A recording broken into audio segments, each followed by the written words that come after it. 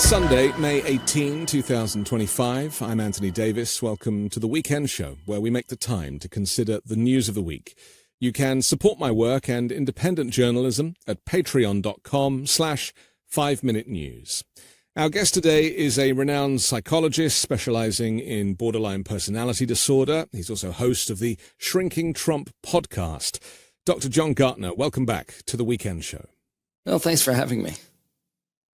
John, recently you wrote that the press has sane-washed Trump's dementia and mental illness. Yes. This is, the media obviously plays such a big role in communicating Donald Trump's behavior. Just talk to that if you can for a moment. Well, I remember before the election when we were pointing out the really blatant signs of dementia in Trump, both in terms of the progression of it, in terms of his deterioration in language, in reasoning, even in his physical gait. We pointed out all these things, and we pointed out the way in which his thoughts could meander from fantasy to reality, the perfect example being when he's talking about Hannibal Lecter. First he's talking about, all these immigrants, they're coming from insane asylums. Hey, that reminds me, anyone seen Silence of the Lambs? Because in other words, it's a movie about an insane asylum. And then he says, the late, great Hannibal Lecter, they don't like you to talk about him anymore. He's confusing whether he's a fictional character, there's a real person who died versus when he's actually a fictional character, who he only thought of because he thought of a movie that basically had the same word as insane asylum. We're starting to see those patterns of thinking now. And this is what we warned would happen if someone with dementia got into the White House. He's not going to get better. In fact, he's going to get worse. So in addition to all the things we can say about his malignant narcissism, which is enough for us to be highly alarmed, we're also seeing exactly what we predicted we would see if this happened. Most recently, right, his confusion of Harvard and Harlem. I don't know if you've shown that clip on the show, but you should show it, where he's asked a question, a very serious question about some people are saying your attack on Harvard is an attack on academic freedom. Well, what would you say to them? And he'd say, there were riots in Harlem, and it's an African-American reporter. That may be something that made him think about Harlem, but also Harlem sounds like Harvard. And he's talking about Harlem and the black vote that he got, and then he goes back to Harvard and says, but they're protesting for Harvard, in Harlem, so he's now he's doing the weave, because he's coming back to. So it's not like he just misheard the word, like, I thought you said Harlem, the one word just made him think of another word that sounded like that, okay, and then he had a whole series of associations about black people in Harlem and getting the black vote.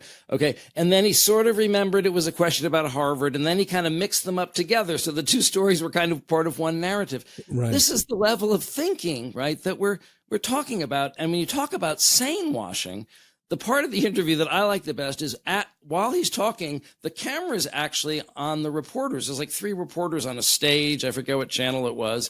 And we're just hearing him on the telephone, and you're looking at their faces, right, while he's talking, and it's like you can tell that their mind is going, holy shit, what the, what the F is this? But they don't say anything, do they? I mean, this is the issue. There is total radio silence from these people. Exactly.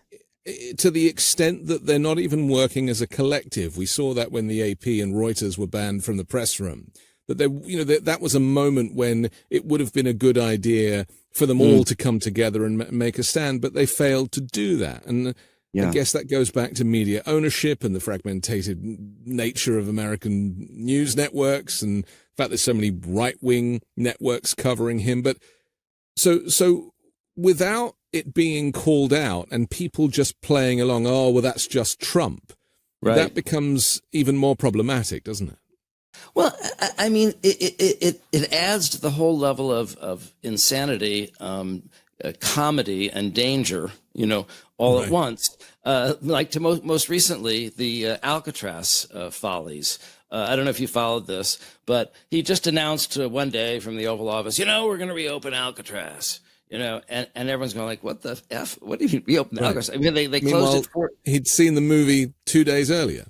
No, he saw the movie 2 hours before he put out the tweet that we're going to reopen Alcatraz. Okay. So in other words, this is how impulsive he is. He sees something on TV and just decides that that Alcatraz was so great. We should bring back Alcatraz, a symbol of law and order. But then when he announces it, okay, he says, well, I guess I'm going to be in the movie business, because I always knew I'd be in the movies. And it's like, wait, so are we taking now a 40-year-old museum and turning it into a prison, or are we making a movie about a prison, or are we making it into a prison because you saw a movie, or is it some weird combination?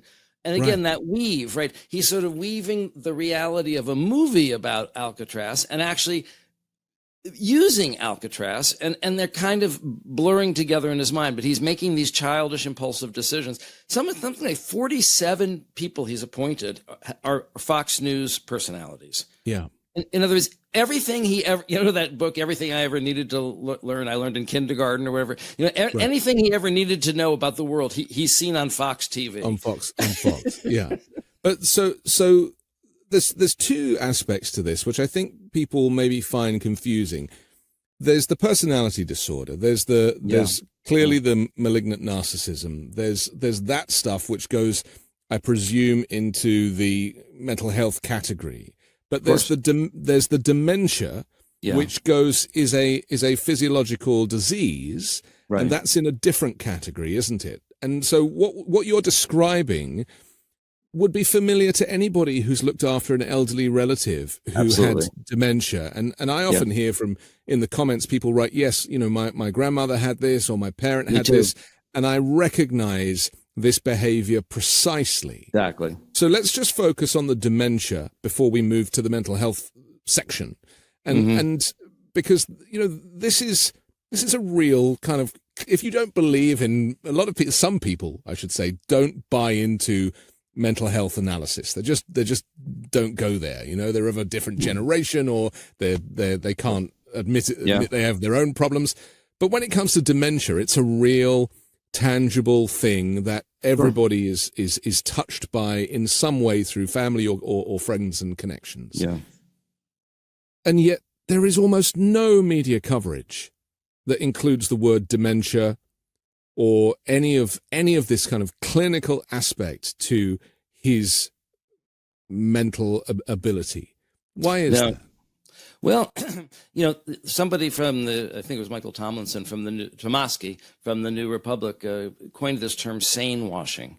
And I think it really is a great term, which is they take this crazy material or this thought disordered material and they show a snippet of it. And then they have people sort of interpreting it as, as if it's 4-dimensional chess, when it's more like there was some New Yorker cover when all these other leaders are playing 4-dimensional chess and he's playing like Hungry, Hungry Hippo, Literally. But also just what we talked about, where he can even be blatantly thought disordered. And everyone can just sort of, it's the emperor's new clothes, almost.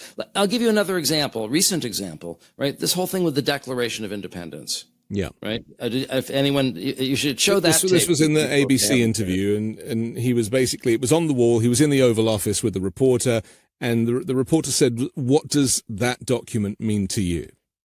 And he says, "Well, just what it says. It's a Declaration of Independence." And it's about love. It's about unity. It's about very important. And one of the things that happens when people have dementia is they use what are called superlatives, right? So if they really, as filler words, like if they really don't know what something is, they say, "Well, it's wonderful. It's amazing." This happened to him at Gettysburg. Right, when they asked him, "Well, what's the meaning of Gettysburg?" He said, "Well, it was terrible and also beautiful and wonderful, and Gettysburg, wow." And he really didn't know what the battle of Gettysburg. He couldn't put a thought together literally could not put a thought together that he could attach to Gettysburg. So he just uses these superlatives. It's like, it was beautiful. I mean, and the Declaration of Independence, it's funny, you never hear him use the words love or unity, because I think he is truly the Grinch. In fact, in that interview with Christian Welker, at one point he said, well, you said that you would love all the people. He said, wait, I said that? Like he wanted to deny that he'd said he would love all the people. But he's talking about it as being a document of love and unity. If there's anything the Declaration of Independence is not about, it's love and unity. We're telling England that we're breaking up with you. And that's going to start a war. But do you think he would have known the answer 30 years ago? Or do you think he also would have played for time? Because, the other aspect, mental health over here, dementia over here, but there's something else, and that is lack of intellect. He doesn't read. He is not somebody who has knowledge. And so, there is also, this is why I guess it's so confusing to kind of nail him down, because all of these things could be correct. You put your finger on something very important, actually. To diagnose dementia, you need to show a pattern of deterioration. And for that, you need to know someone's baseline, right? Because one man's baseline could be another man's deterioration, I mean, for me, I could have dementia if I came down to your level. No, I'm only joking. But everything's relative. Okay. Well, we really have done studies comparing him to his younger self. Particularly with regard to language. So he's gone from using like an 11th grade vocabulary to a 4th grade vocabulary, but also real signs of thought disorder and dementia in his speech start appearing, which you actually didn't see in Biden's speech.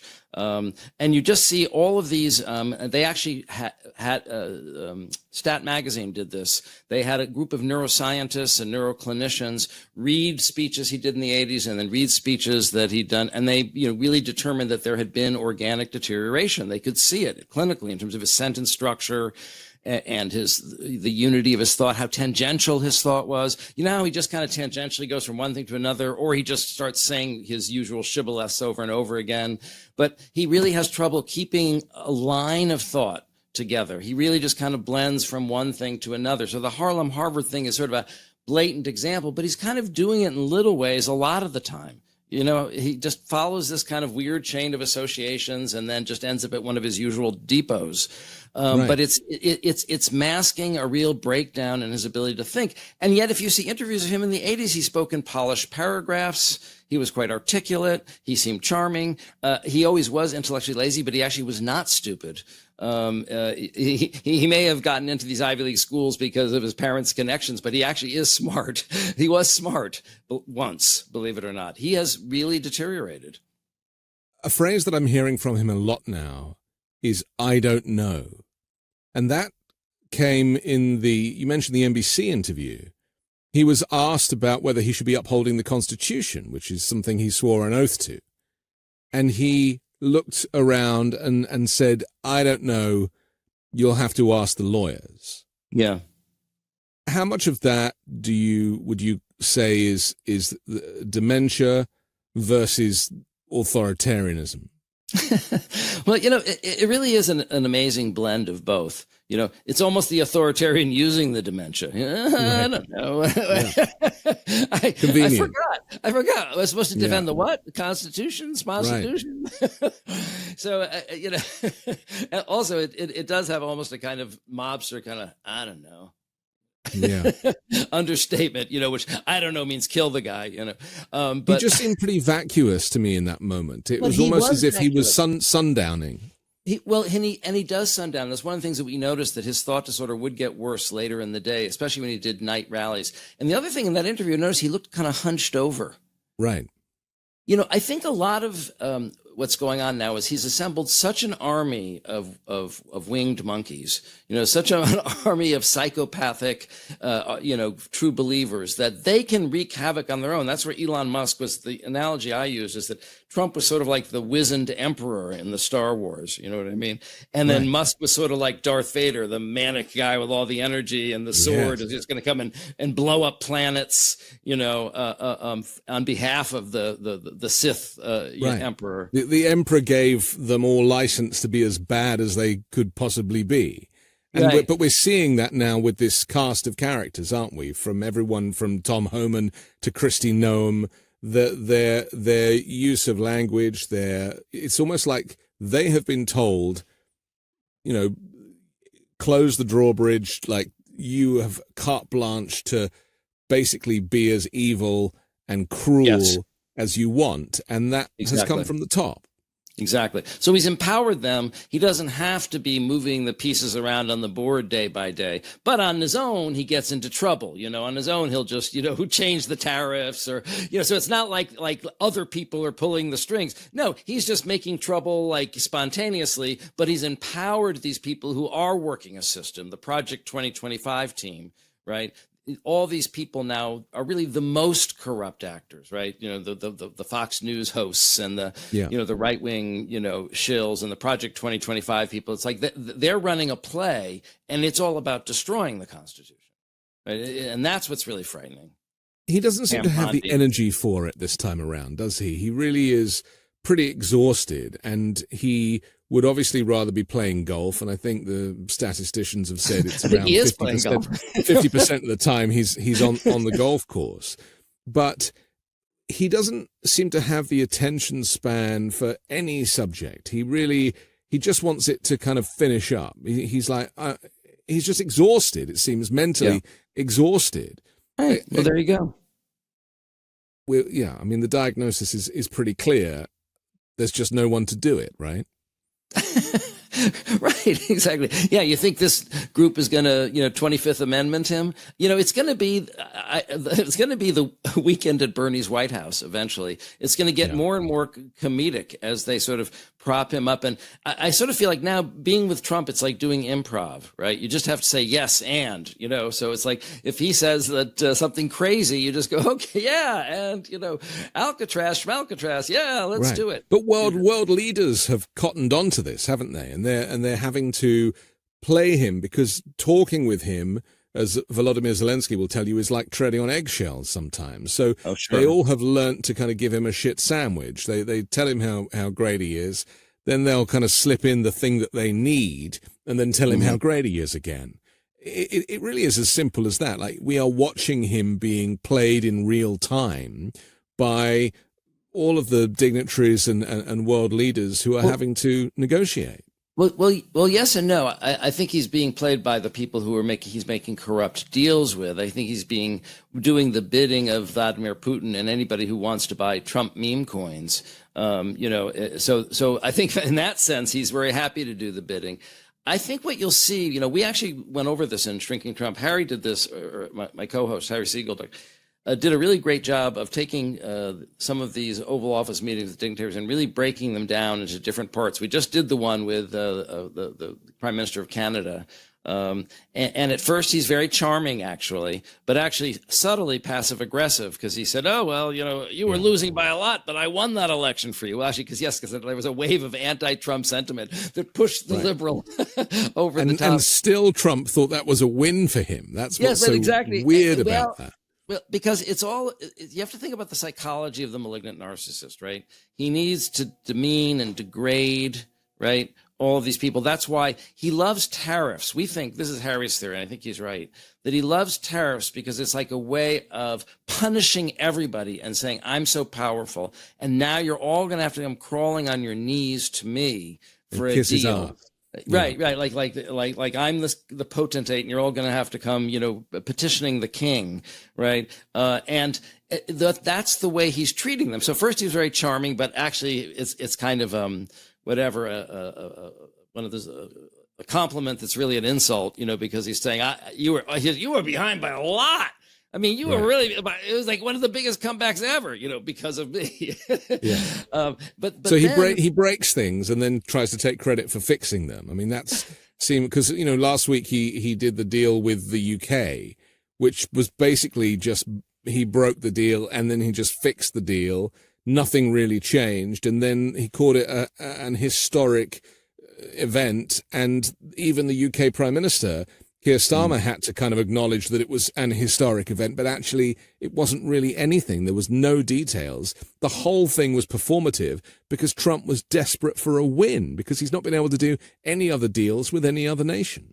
No, I mean, what he's done is literally cut off all the circulation of commerce, between America and the entire planet, and then said, don't worry about it. We're building our own factories. That's what he said to the Prime Minister of Canada. At the end, this is what I was trying to say. In the end, he really, well, first of all, before he came, he insulted him on social media. So he's already coming, having been insulted. That's right, yeah. But in the end, I'm blocking on his name now, even though I talked about him yesterday. Mark Carney, thank you. Yeah. That he was saying, look, really, we're your biggest customers, and it's really, we make cars together. They wrote half built here, half built there. We're working together as a team. And Trump said, we don't want your cars. We don't want any cars made in Canada. We don't want anything from you. We don't need anything from you. Like we don't need. He went through different product. We don't need that. We don't need that. We're making steel. So we don't need your steel. We're building new steel mills right here at home. No, we're not. No. So what do we? And then I showed Doug Ford saying, no, actually, they need our steel. We're like X percent of the steel. Actually, we're like 82% of the nickel that they use in their their high tech machinery. And he went on and on of all the ways. No, we're actually dependent on Canada. What do you mean we don't need you? Yes, we do need you, Canada. The word that he keeps going back to when it comes to Canada is obviously something that he'd read, and the word, or not read because he doesn't read, but had heard, is lumber. And I don't know if you noticed as I did, but his obsession with we don't need their lumber, it was almost as if psychologically, just from an analysis perspective, that he thought he'd found a word that no one else knew.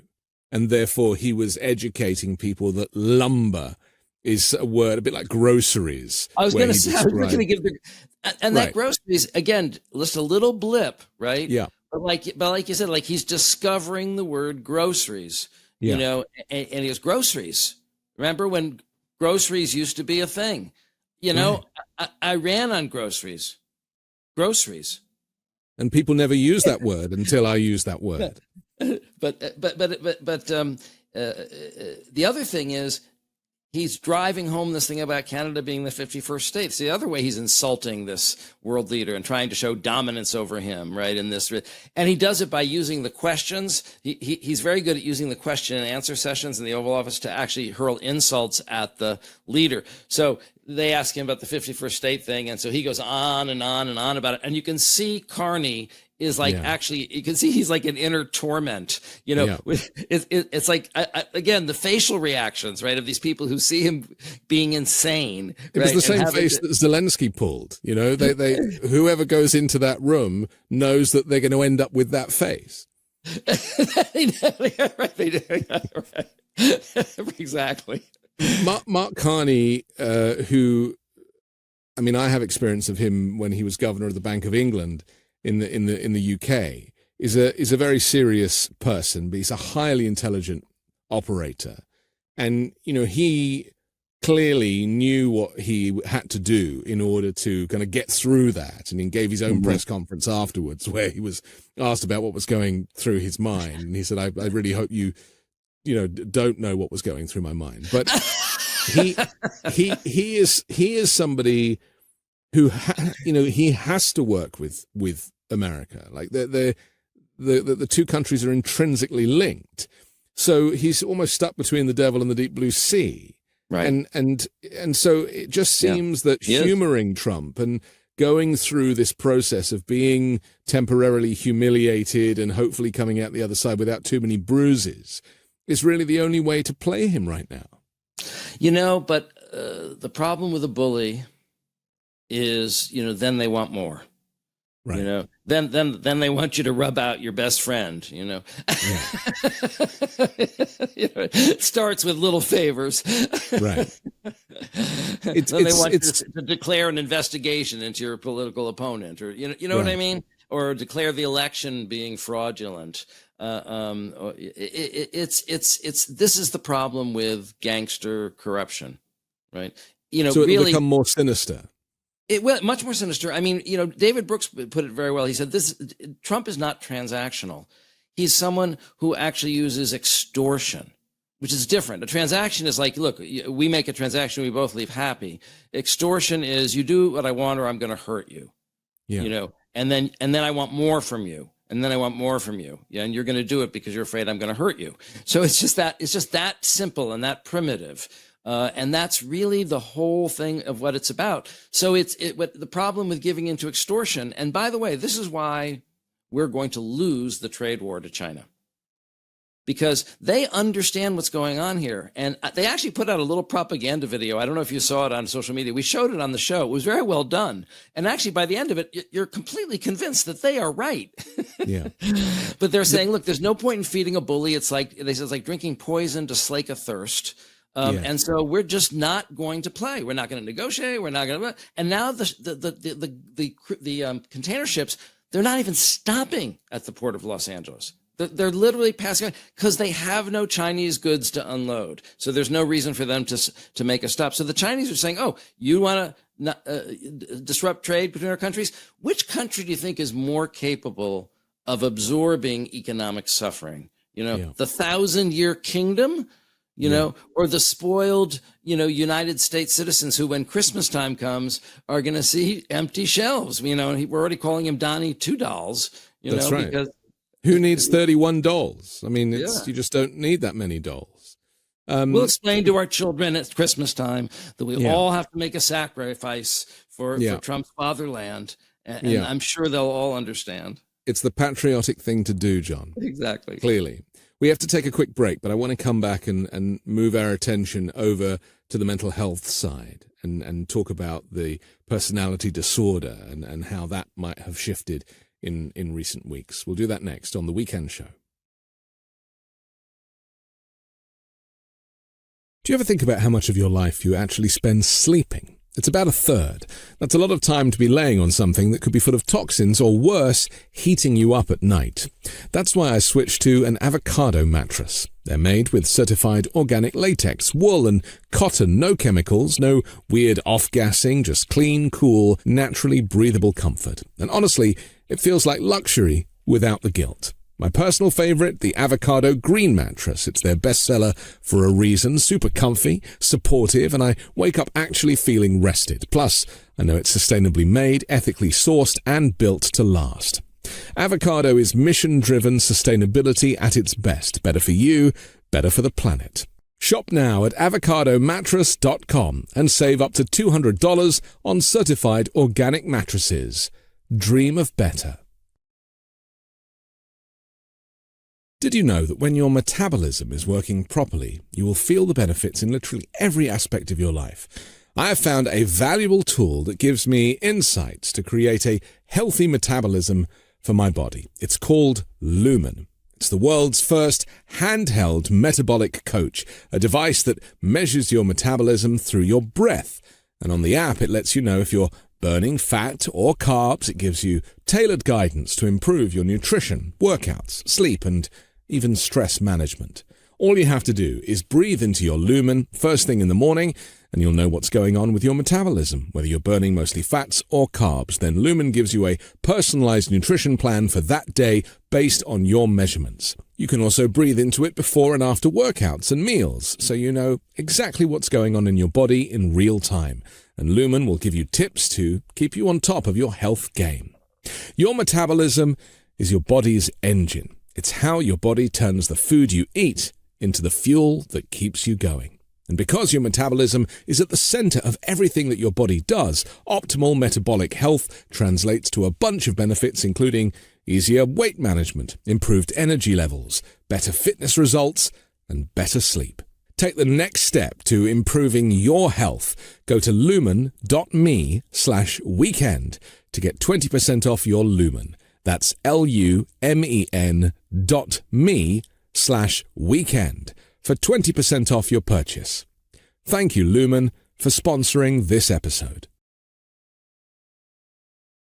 When you start a podcast, it seems like you have to figure it out all by yourself. Scripts, setup, filming schedule, logos. It can be super overwhelming, and every day seems to introduce a new decision that needs an answer. When you're starting off with something new, it seems like your to-do list keeps growing every day with new tasks, and that list can start to begin to overrun your life. So finding the right tool that not only helps you out, but simplifies everything can be such a game changer. And for millions of businesses, that tool is Shopify. Shopify is the e-commerce platform behind millions of businesses around the world, and 10% of all e-commerce in the US, from household names like Mattel and Gymshark to brands just getting started. You can get started with your own design studio with hundreds of ready-to-use templates. Shopify helps you build a beautiful online store to match your brand's style. Accelerate your content creation. Shopify is packed with helpful AI tools that write product descriptions, page headlines, and even enhance your product photography. Get the word out like you have a marketing team behind you. Easily create email and social media campaigns wherever your customers are scrolling or strolling. And best yet, Shopify is your commerce expert with world-class expertise in everything from managing inventory to international shipping to processing returns and beyond. If you're ready to sell, you're ready for Shopify. Turn your big business idea into with Shopify on your side. Sign up for your $1 per month trial and start selling today at shopify.com/weekend. Go to shopify.com/weekend. Shopify.com/weekend. We're back on The Weekend Show with Dr. John Gartner. I'm Anthony Davis. So we spent the first part talking about the dementia and the clear signs that you know he is effectively rotting. I mean, it's what it is, isn't it? He is dementing, and no one's calling it out. The media aren't calling it out. And he went for his fitness test recently, didn't he? Where he got not just the best marks, but the highest marks of any person who's ever done the test.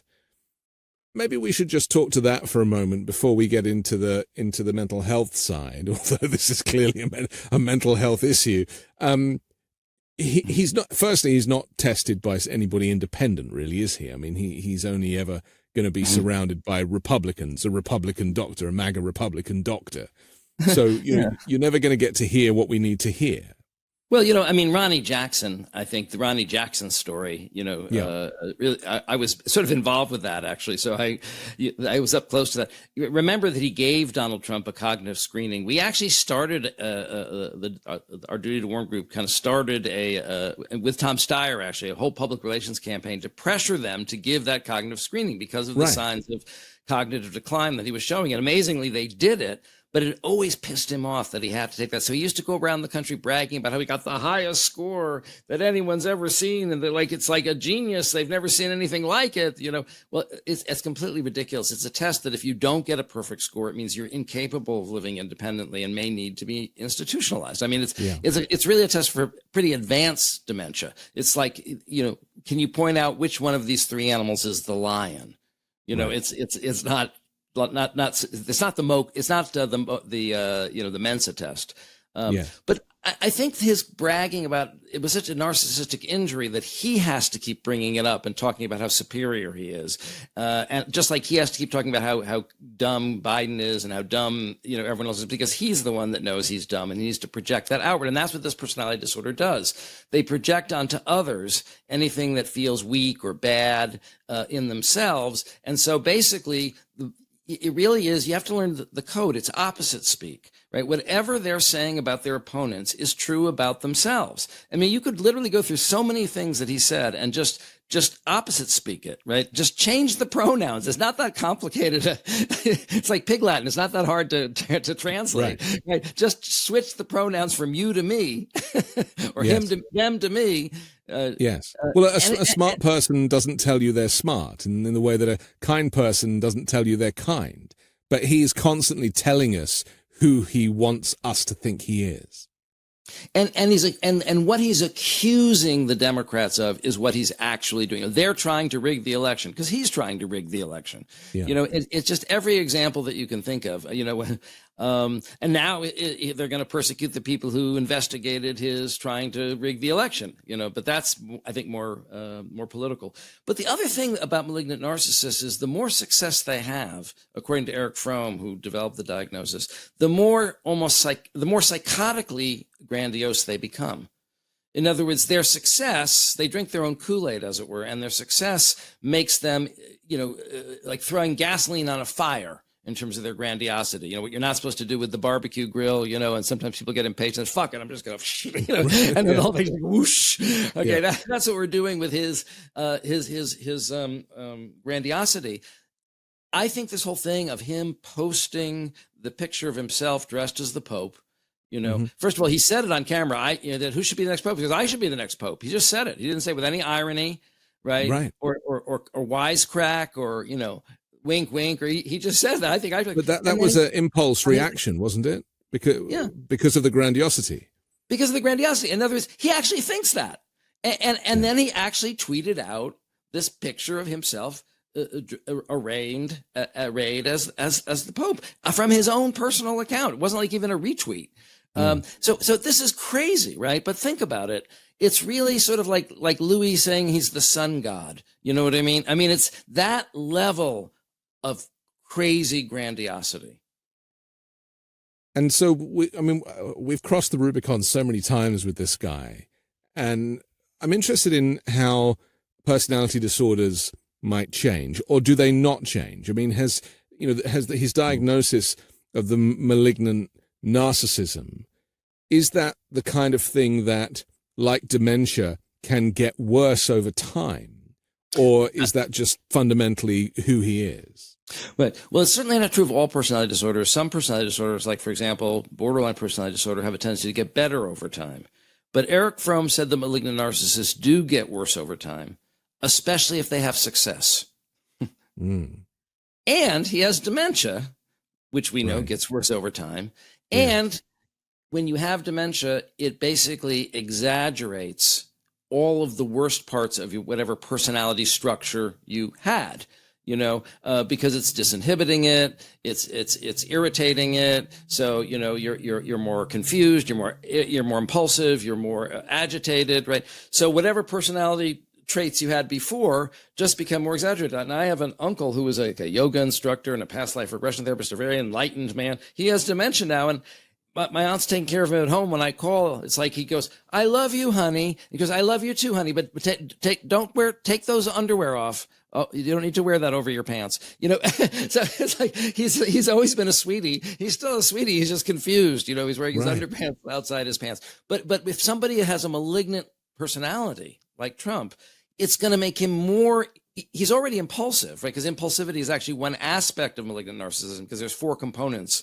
There's narcissism, but there's also paranoia. There's antisocial or psychopathy, and sadism. Well, antisocial personality disorders, they're impulsive. So he's already impulsive, but people with dementia are impulsive. So now he's sort of impulsive on top of impulsive while being confused. And that's why, like, it's crazy stuff like Alcatraz, you know, I'm in the movie business, let's make it a prison, or tariffs 500%, you know, something pissed him off, I'm putting 500% tariffs on them, you know. Right. But the danger with this is that, I mean, people always use the nuclear codes as the example, but more specifically, the attacks on Yemen have been far greater than they should have ever been. And it's as if impulsively he just, you know, go get them, doesn't matter the cost. Meanwhile, we've lost a couple of aircraft off the back of an aircraft carrier because of, you know, the nature of this conflict that really should not be happening at this level. And so there is the fear that this is causing physical harm, death and destruction in far off places by nature of the fact that he's not able to manage his thoughts or these compulsions. I think that the risk of some kind of international incident or war just because of his being a demented malignant narcissist is actually quite high. You know, because look, the world is an inherently unstable place, right? It really takes a lot of work for that we've done as a superpower to make it semi-stabilized, you know. Right. But now you have someone who's really a loose cannon himself, right, in charge of all of this power. And unfortunately, again, there's something about this personality disorder that actually revels in destruction and chaos and terror. So that almost instinctively does the wrong thing. You know what I mean? Well, like wanting to turn Gaza into a kind of Trump town. in itself looks like it's led to Netanyahu's recent announcement that he's going to take full control of the Gaza Strip. And so, again, if you want to join the dots, and you could potentially, I'm no expert on geopolitics, but you could potentially connect Donald Trump's behavior to the fighting between India and Pakistan, just by nature of how he destabilizes the world with his behavior.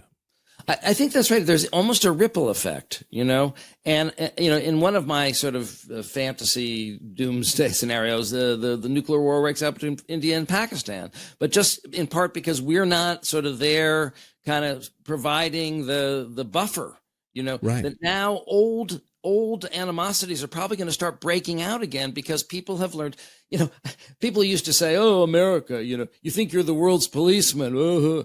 Well, try a world without a policeman. Yeah. It's a much scarier place. And now that the policeman has gone rogue, and now that he's just basically formed his own gang, that means that the other, powers that may have been suppressed, right, are going to start asserting themselves, and old turf battles between nation states and ethnic groups are going to break out again. People are going to feel empowered to try their hand, right? Because they feel there isn't a restraining hand anymore. And even the soft power of USAID, for example, Trump clearly didn't understand the ramifications of literally shutting and bolting the door on that department. I mean, we saw them taking the letters off of the above the doorway, and yet that is responsible for a huge kind of upset around the world, and it's China that's going to fill in the gaps. Absolutely. When it comes to that work. Absolutely. Well, they look more stable and reliable than we do right now. Yeah. He's really, when you talk about soft power, people don't really appreciate how much money, how much our lifestyle is basically cushioned by this soft power. Everybody wants to come here. Everybody comes here as tourists and spends money. They come to get educated here and spend money. The best and the brightest stay here and make money or do whatever they do. And so immigration actually is the secret to our wealth. That's what my first book, The Hypomanic Edge, was about. That the nature of capitalism is such that the entrepreneurial temperament basically is a mildly hypomanic temperament. And actually, we see this mildly hypomanic temperament in immigrants, who have the energy and the confidence and the imagination, the risk tolerance, and the get up and go to get up and come here. That's some extent inspired by a genetically temperament that they then pass on to their descendants. And the countries that are the highest in new company creation per capita in order are America, Canada, Israel, and Australia, all nations of immigrants. Europe's in the middle, and actually, believe it or not, Asia's at the bottom because no one immigrates into Asia. So, and the rates of bipolar disorder follow the exact same curve. So, by the way, so immigration is the secret to our wealth. These high energy, ambitious immigrants, whatever way they come in, or whatever place in the ladder they're on, they're actually part of our economy. But the other thing is that our soft power also makes people want to buy our products. It also, but here's the real thing people don't understand: it makes them want to buy our bonds, okay, and hold their assets in dollars. And what people don't understand is the good faith and credit of the United States is allowing us to float on a sea of debt, because the safest investment in the world is a U.S. Treasury bond. Except that if America is looking unstable, it's not going to be the safest investment anymore. And people may not want to keep their money in dollars. When the stock market went down, the bond market's supposed to go up because people are seeking a safe haven. Instead, the bond market went down too. And that's actually when Trump backed off for his 90-day pause on the tariffs when that happened, because people freaked out. Because if you don't, I didn't understand this, but most people probably don't understand this. If the 10-year bond, the price goes down, then the interest rate goes up, which means that's the interest rate we, as the United States of America, actually pay every month, like a mortgage. We actually take out a check, but we actually write a check every month, right, for that interest. Okay, we're paying that interest, okay? And so if we're borrowing trillions of dollars and we go up a point or two, then we're losing hundreds of billions of dollars just in interest. But that's what third world nations have to pay for their bonds. If you're going to buy bonds in a shaky country, they're going to have to offer you 11%. Right. They can't give you 4%. So what he's really doing with our soft power is he's breaking us in the most fundamental way. The American dream is dead. People aren't, the best and the brightest aren't going to want to come here and bring their energy and their exuberance and their, and the capital isn't going to flow here. And people are buying German. He's relying on the $5 million gold card with his face on it, which he's willing to sell to Russian oligarchs to kind of get eventual citizenship in the US. I mean, the contradiction about immigration is ever present. Aside from the fact that his family are immigrants, his wife is an immigrant, his in-laws are immigrants. I mean, it's so unfortunate. But it's also history repeating itself. And this is what people now are starting finally to talk about, is the parallels with 1930s Germany and how, at the end of the day, the collective authority are white supremacist Nazis. Yes. And, anybody who doesn't look like them or behave in the way that they want is now fair game. Yeah. Yeah. No, I mean, we've been saying this for, almost 10 years now, but, the diagnosis of malignant narcissism historically was introduced by Erich Fromm, who himself escaped the Nazis. And it was his attempt to explain the psychology of Hitler, but believing that Hitler was a type, that he wasn't a one-off, right? That he was maybe the worst example or the most severe example, but of a type of leader who has these 4 traits that we talked about. And so the parallels between not only could you have foretold, I did foretell that if this personality had absolute power, he would transform society to look like 1930s Germany because he has the same personality structure as Hitler. So it's just a logical, prediction. Right. And it's coming to pass exactly in that way. And actually almost as quickly. That's the other amazing thing. I mean, Hitler collapsed democracy in 53 days. 100 days in, he seems like he's halfway there. People can't make the connection with Hitler, or some people can't make the connection with Hitler, I guess, because they see Hitler, they see the Holocaust, they see the murder of 6 million Jews and 6 million minority groups, and they're not seeing that from Donald Trump. The point I try to make is that it didn't start with the Holocaust.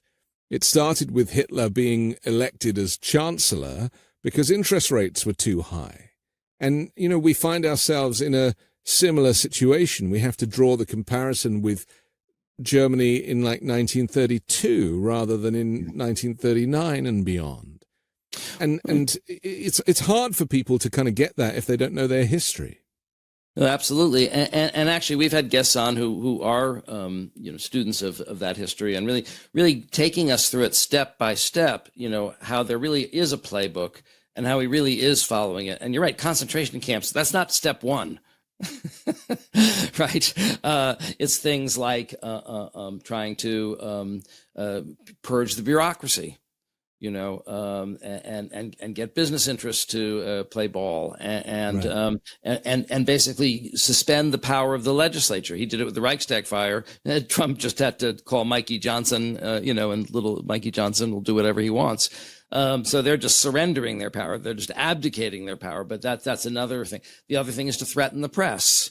And try to neuter the press. The other thing is to try to take over and corrupt the justice system. And they're putting pressure on the justice system all these ways, threatening to impeach them, actually seeking the mob judges.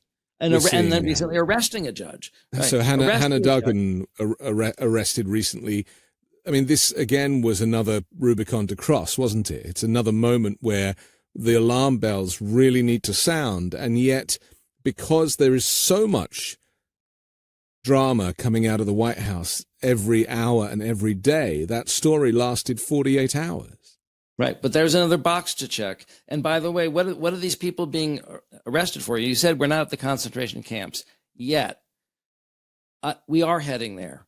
Okay. And it's a pretty straight line.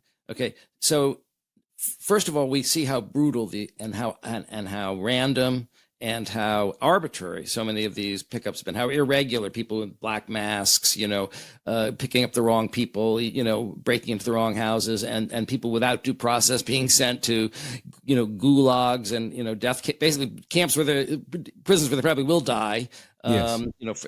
Or spend the rest of their lives without any due process. So they're already developing these police state tactics against all kinds of people. But what they're also now starting to do is threaten the judges and the elected officials. You better play ball in helping us round up these people, right? Or you're obstructing, our work, and then you're criminal, because that's what she was accused of, right? They came into her courtroom to arrest an immigrant who was being tried in her courtroom. She says, basically, get the hell out of here. This is my courtroom. Yeah. You're interrupting a judicial procedure. You ICE people go wait in the office, and then after the trial, he just told the person, listen, you go out the side door, and they actually had no trouble finding the person. Right. But the point is, they arrested her for not assisting. Okay, for not interrupting her trial to assist them in apprehending. So, first they round up the Jews, but then they start rounding up people who won't help round up the Jews. If you're not on the team persecuting the minority, right, or assisting them,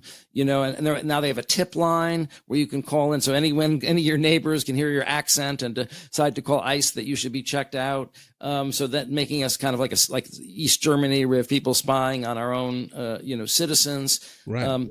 So these are the secret police, the Stasi, and all of these kind of additional tactics that are used to, surprise people. I mean, there's always a camera whenever they are apprehending or disappearing or kidnapping people. It's always on camera, and they want that, don't they? They want to use the visual propaganda as a deterrent. Right, it's on TikTok. I mean, if you're on TikTok, it's all these people, taking cell phone videos of their mothers being taken away, of their car windows being smashed in. So it's, and the thing is, the point is, that famous poem about, when they came for the communists, I said nothing because I wasn't a communist. When they came for the Jews, I said nothing because I wasn't a Jew. When they came for the intellectuals, I said nothing because I wasn't an intellectual. And then when they came for me, there was no one left to say anything.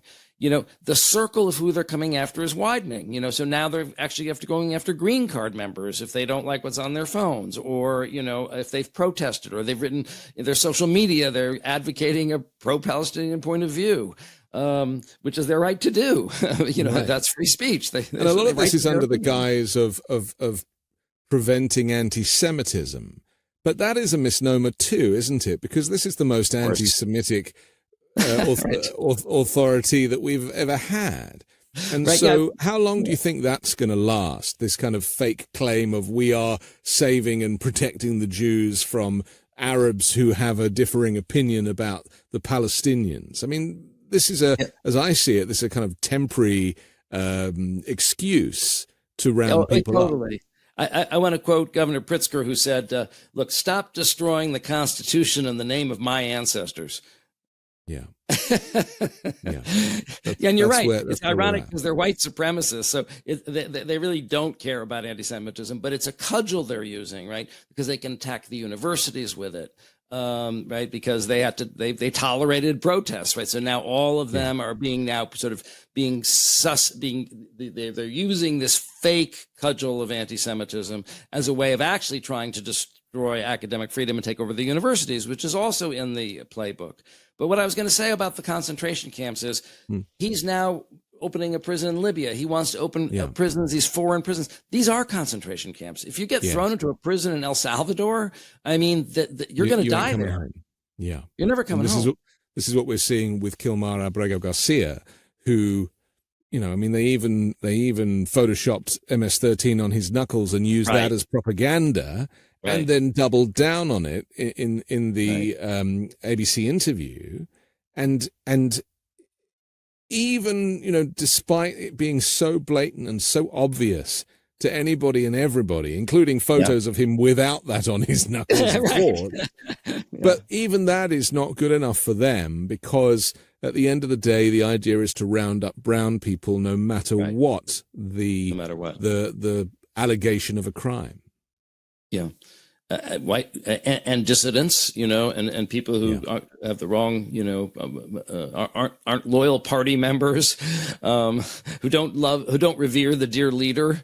Yes. We're really sort of heading in that direction. But the point is that these are death camps. He's setting them up now. Yeah. He's already done a pilot study. El Salvador was like that airplane of people that was like a pilot study. Literally, they went like pilot. Well, Libya is probably cheaper than El Salvador. Apparently, El Salvador was $5 million. I mean, maybe he's got a better deal in Libya to send people there. And I mean, it wouldn't surprise me if it came down to that. I'm sure it is cheaper, but also then they're in a black hole. There's no due process. You can't meet with your lawyer in prison in Libya. That's what's really frightening. In other words, if you were just imprisoning them, well, look, they could sue. They could, their lawyer could file a writ saying there was no probable cause. He's saying we don't need probable cause. We don't need to have a trial, and you don't need to be incarcerated in the United States where you can have any due process or recourse. You're just going to literally be disappeared into a death camp. I mean, that's really what we should call it, because you're going to die there. And now they're talking about doing that with American citizens. They asked him, well, would you sense it? Well, we got some really bad people here too, so homegrown bad people. Yeah. So in other words, people that without due process, you're going to throw into a death camp. And maybe they're bad people, or maybe they just, maybe they're bad podcasters. Right. I mean, this is the irony of it, is that Trump is a felon. Trump himself has been convicted. Trump himself is, has been accused of some of the craziest crimes. Yeah. And yet the projection is such that he talks about bad hombres. I mean, there is absolutely no allegation against projection. Just projection again. You just have to learn that opposite speak. That I'm talking just about. Flip everything. Just flip it. Yeah. It works every time. Yeah. And am I right in saying that the trajectory of the authoritarianism seems to be going in that direction too? Because, as you mentioned, we're just over 3-4 months into this administration, and they obviously wanted to get a whole bunch of stuff done within 100 days. There's a kind of precedent for that, but he doesn't seem to be slowing down. Now that he's given license to his henchmen to do all this work, and I'm sure that Stephen Miller is at the heart of a lot of these policies, that it's only going to get worse and become more dramatic. And there does seem to be a fear that because of the number of stories that come out each day, that there is the fear that we might start to normalize this behavior. Well, I mean, this is we're sliding swiftly into autocracy. And just to support what you're saying, one of these corrupt actors, of course, is Pam Bondi. She's someone, the other would be Hegseth, the other would be Tulsi Gabbard. Well, he signed an executive order that asking the three of them to study and give him a recommendation as to how to provide more military support for local police. So military support for local police is military assets on the streets of our cities, right? Helping them round up these immigrants. Okay. So it's starting to inch towards martial law. Okay. It's talking about having, tanks on the street on Fifth Avenue. That's what he wants, though, isn't it? I mean, he almost wants there to be so much protest that they can then call for the martial law and then just lock the whole country down.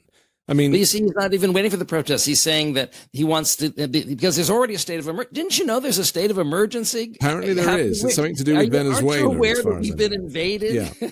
Yeah. Okay. So on the basis of that alone, okay, he's saying that the local police essentially need military backup. They're as if the police are asking for, military backup. They don't want the military in their cities, but it's all opposite speak again. What they're really trying to do is justify bringing military assets into blue cities, right? Yes. They want us to see the power of the military on our streets. It was shocking enough when we heard that they were going to use the military at the southern border, because that's not what the military are for. Right. Now what you're saying is that by putting the military onto the streets all over the country, and again, I'm just getting to this kind of normalization of things where we get used to a story because the military now are at the southern border and have been working there. And so we're going to just kind of maybe get used to the fact that seeing tanks on the streets in America is normal. Yeah, when I get on the subway in Grand Central Station, there'll be soldiers on the platform, and I'll just, get on the train and listen to my, phone, look at my phone. Yeah. It's remarkable, really, isn't it, that we're even having to have this conversation in the way that we are. We have to take another break, but I want to come back and talk about the potential for something that I recognized as elder abuse, that Trump is really being used by the people around him and taken advantage of. We'll look into that and a whole lot more next. If you've ever searched your own name or address in Google, it's shocking to find how many results have your personal information. And it's not by chance. Data brokers and people search sites collect your personal information, your name, address, phone number, financial information, income, and hundreds of other records. They sell and share it publicly without your consent. But Incogni is here to put an end to that. It hunts down these unethical sites and gets your information removed from the places that expose your private data. You don't have to email anyone, fill out any forms, or jump through hoops. They handle the entire process for you. Incogni is also continuously monitoring to see if your data is put back onto these databases, requesting repeated removals. This way, keeping them off forever, so you get way less spam calls, spam emails, and get more peace of mind. And best of all, you can cancel any time, and they offer a 30-day money-back guarantee, so you can get it completely risk-free. Right now, you can get 60% off an annual plan by going to incogni.com and use code WEEKEND. That's incogni.com/weekend and use code WEEKEND at checkout. Take your personal data back with Incogni. Get 60% off an annual plan at incogni.com/weekend and use code WEEKEND at checkout. When the world eventually goes downhill, and let's be honest, it's not looking great right now, you know what the first thing I'm going to make sure I have with me? Not my friends or family, it's my cat, Shuby, and his favorite cat food, Smalls. This podcast is sponsored by Smalls, and if you're a listener to the show, you'll know that my cat, Shuby, cannot live without Smalls.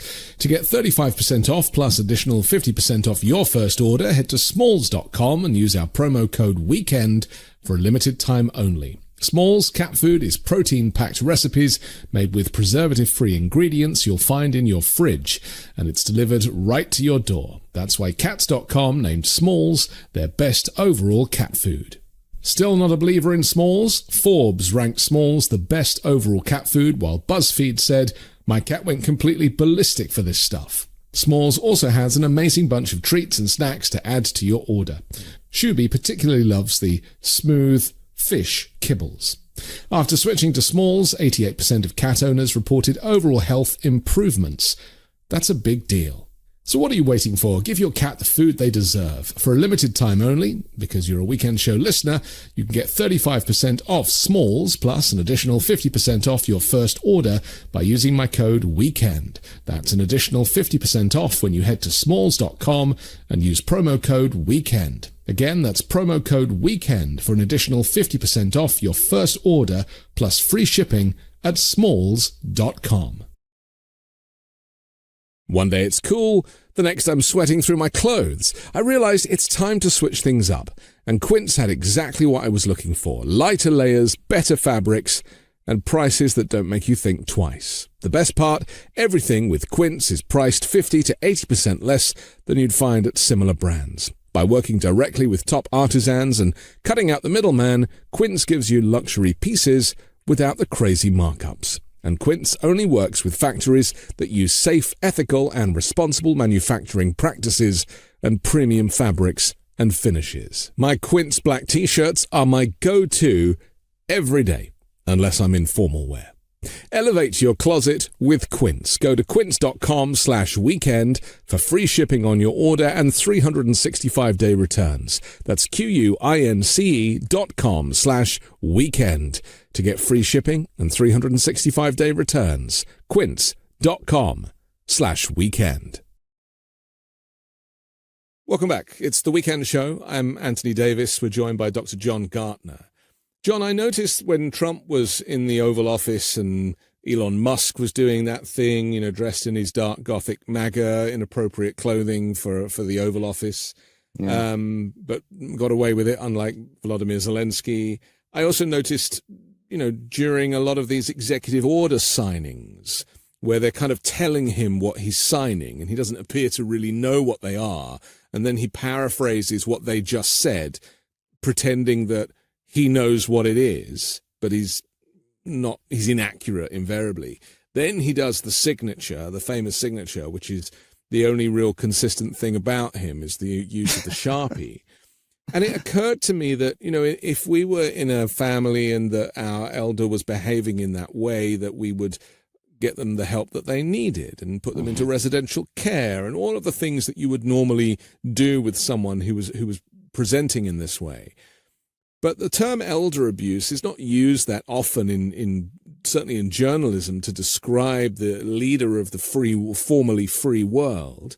And yet it seems clear to me that a lot of his enablers are taking advantage of the fact that he doesn't really know what's going on.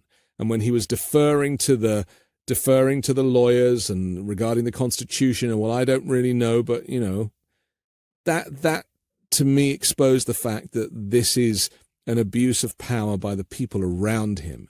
And really the 25th Amendment would be much more useful for the sake of everybody in this moment. But actually, they're just, pushing on regardless. Well, the phrase that comes to mind, I don't mean to be too cheeky, but is you can't rape the willing. I think Trump is very willing to be exploited by these people because actually he's getting something out of these deals. All of these corrupt deals are profiting him. So he loves to monetize the presidency in all of these creative ways. I mean, look at the whole crypto grift. It's like, yeah, sure. I'm sure Elon Musk is getting all kinds of sweetheart contracts and he's removing all the regulations on his own companies. But meanwhile, he's made Trump a multi-billionaire in crypto. You know what I mean? So he's along for the ride. You know what I mean? Now it's like, as Christopher Murphy said, it's as if they put a Cash App, Trump's Cash App on the White House Gov page. Anybody can buy Trump coin, right, to curry favor with Trump. So it's like basically it's graphed at a level, enabled by technology. It's graphed at a level that we've literally never seen before, that anybody can contribute tens or hundreds of millions of dollars directly into the pocket of the president of the United States to curry favor.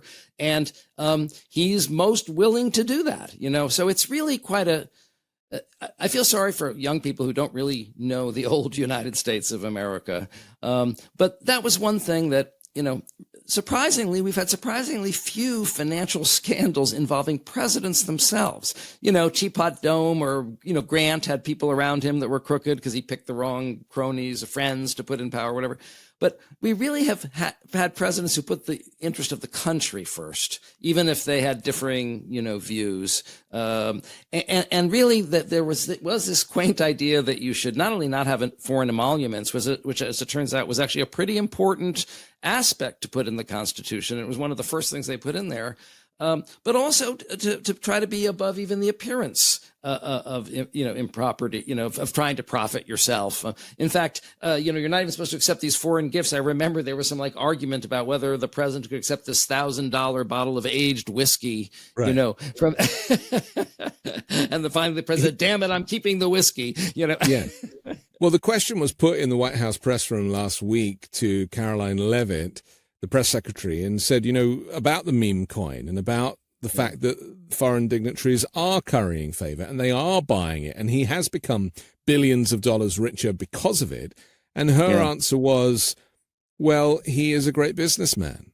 And that's why the American people voted for him. And what do you expect? And it was really a kind of not just an abuse of power, but it was really exposing the kind of capitalist nature of America laid bare. I mean, we really now are at a point where it's every man for himself. Well, it's just that what's sad is we don't have a history of presidential corruption. And this is the most naked presidential corruption on a scale literally never seen before. We just didn't, right, until we had, electronic money, you just couldn't even shovel this much money at the potentate, Yeah. at one time. And you can't trace it. I mean, the other thing with the crypto is that right, it's all hidden. And so this is the perfect foil for him, isn't it? Do you Well, think that? yeah, Go on. exactly. No, well, I was just going to say the problem with corruption, right, is there's always a paper trail. That's how people get caught, right? Right. But the thing is they found the perfect method to have no paper trail. So it is really the perfect corruption device for the perfectly corrupt president. Do you think that the timing of him becoming president at the age of 78 and the dementia combined with the personality disorder and the fact that he's clearly slowing down is in a way contributing to the dictatorship, because he is delegating now to people who are far more dangerous than him? Even his vice president has much more extreme and very specific views linked to that far-right kind of Christian nationalism, the Project 2025 stuff. I mean, he famously went to the Munich Security Conference and told them that the Germans need to be more welcoming of far-right parties and, supporting the AfD. And Pete Hegseth did a similar thing at the NATO meeting. And so, in a way, Trump's laziness is giving the opportunity for these others who normally might defer to the president.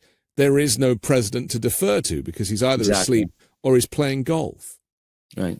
No, it's really the worst of both worlds. It's a kakistocracy, that means, rule by the worst. He's literally picked the absolute worst people, so for the Surgeon General, we have someone who couldn't even pass their own residency, someone who any doctor would regard as a failure, even just as like a run of the mill, Main Street doctor is now the chief doctor, a health nut. RFK is now, in charge of health and human services. Conspiracy theorists, and a white nationalist conspiracy theorist who's never run a 2-car parade, who has a drinking problem, and is just, testosterone pumped to, get the bad, woke people, in charge of the military, and who's totally incompetent, sending out things. But the choosing of these people is actually part of how it works. But then what he's also doing is he's unleashing them. So he's taking these people with extreme crazy views and who are dysregulated and discontrolled, right, and out of control, and he's giving them control.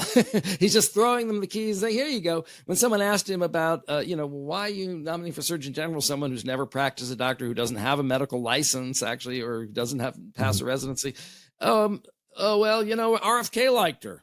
In other words, he didn't look at her, right? Bobby liked her. In other words, he doesn't give a shit about how well America's run. So he's happy to delegate all this stuff. Like you said, he's lazy. He doesn't really understand it anyway. He just wants to play golf. So yeah, fine. He'll just I'll pick the worst people and let them make the decisions.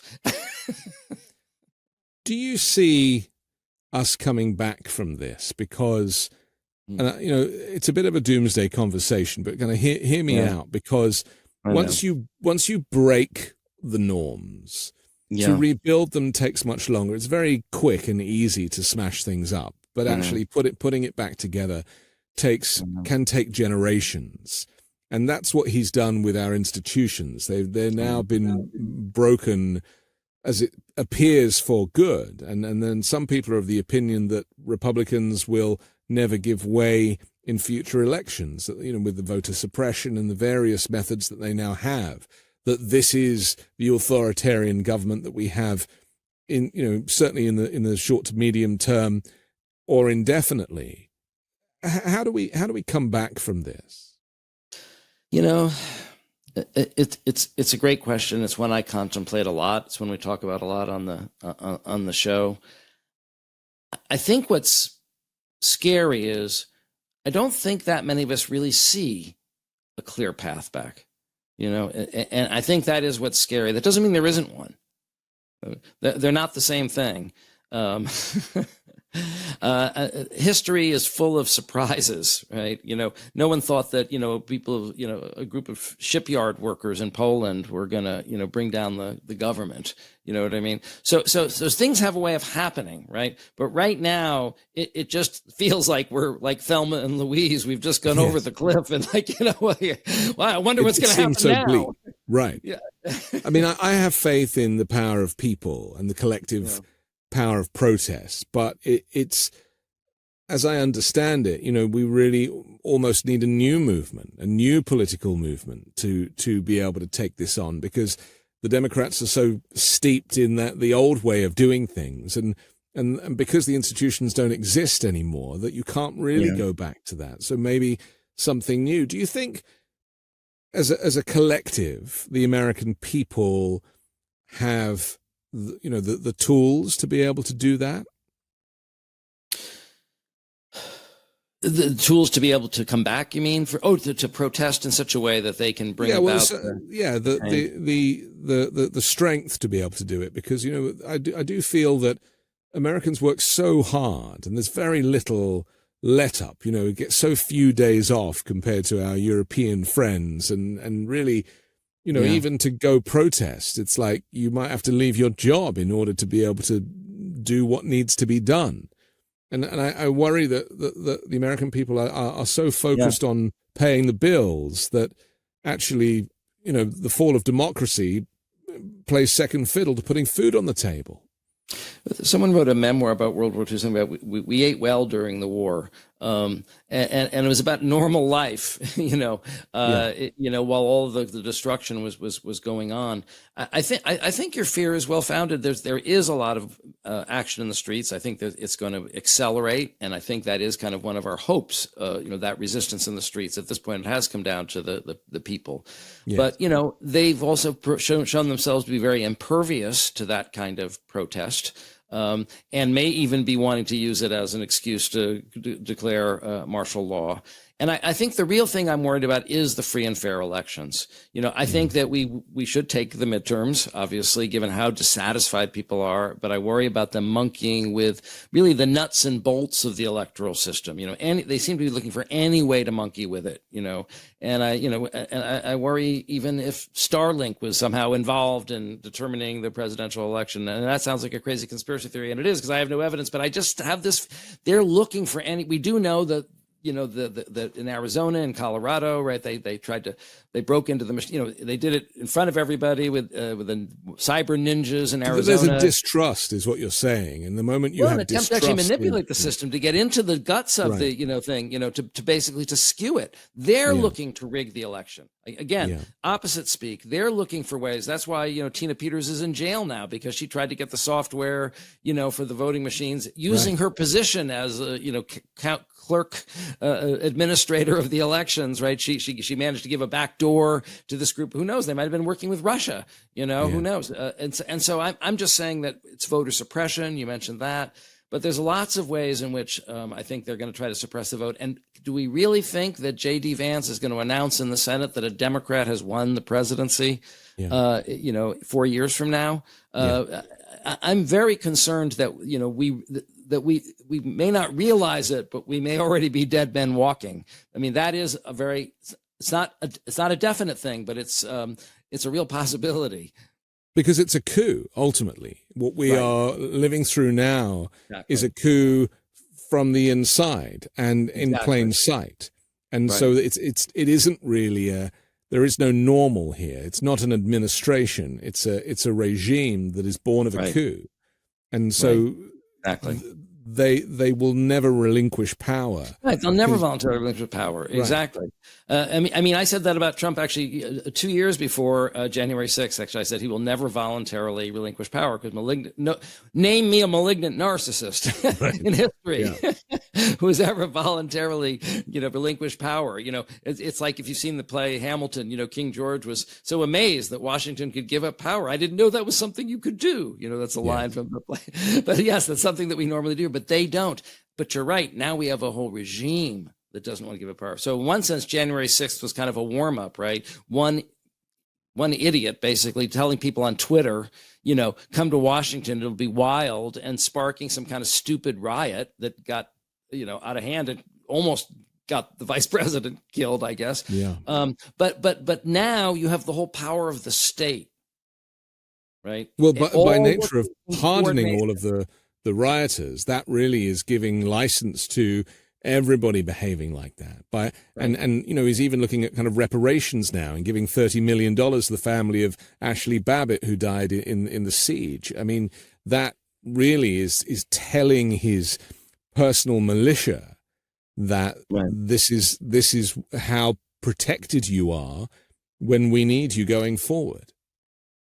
Well, and there's a whole militia element too, to people being terrorized, judges being terrorized, pizzas and death threats and things like that. So there's that whole militia, but also, look, we had in Hitler's case, right? First there was the beer hall pushed, right? And that was sort of like an ill-advised, pathetic attempt to take over the government that never really had no chance. That's sort of what January 6th was. It was almost performative, right? They and Hitler went to jail for that. And Hitler went to jail for that. It's kind of amazing. Months, Trump should have gone to jail, but maybe by those standards, Trump could have gone to jail, served his term, and then come in elected president. But now, you see, now that he has the power of the state, it can be the real thing, right? Yeah. There's so many different ways, right, that they can, using the power of the state, refuse to certify the election or distort the results or, use fake electors. I mean, the imagination, it's a failure of imagination right now that we can't think of all the different ways that the state could use their power to prevent, to not allow themselves to go out of power.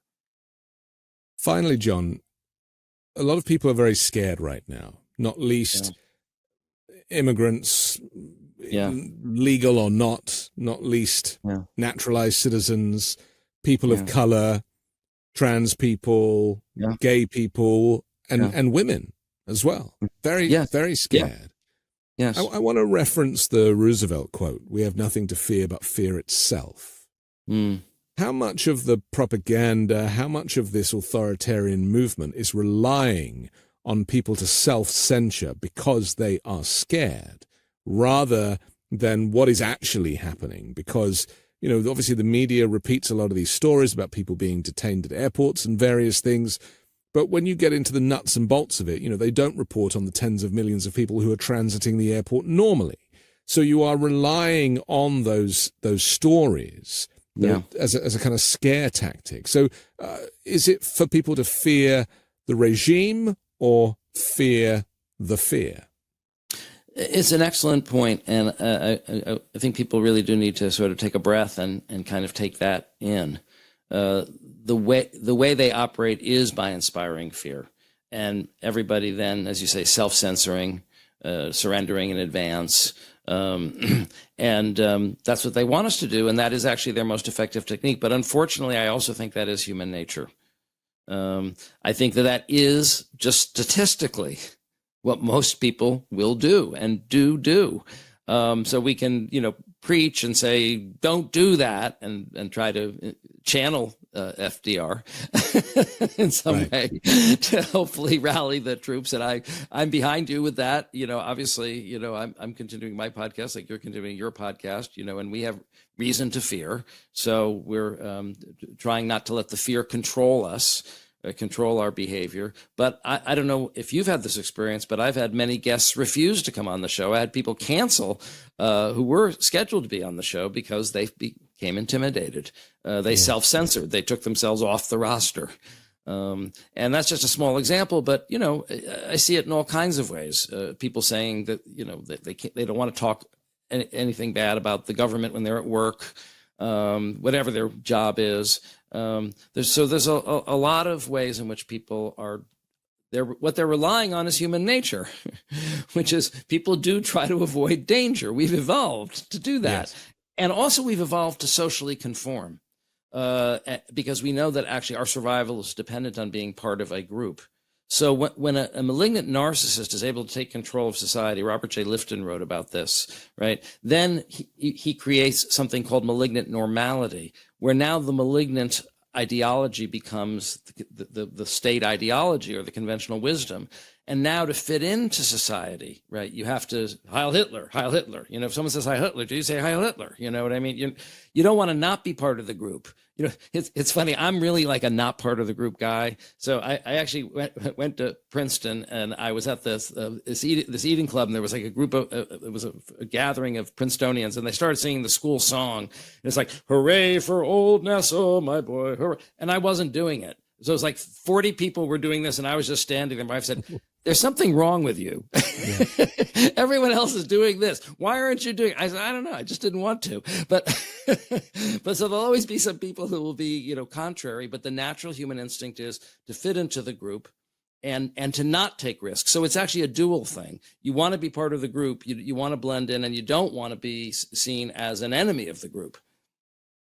So there is a level of compliance that the Trump regime is relying on, and that human nature just by osmosis plays into. Exactly. Okay. We have to finish, but I'm so grateful to you for your expertise. Dr. John Gartner, thanks for joining the Weekend Show. I really enjoyed it. Good talking to you. I'm Anthony Davis. Don't forget to support me and independent journalism at patreon.com/5Minute News or by joining the 5 Minute News YouTube channel. And I'll come back next Sunday with a brand new special guest and more factual news to discuss on the 5 Minute News Weekend Show with Midas Touch.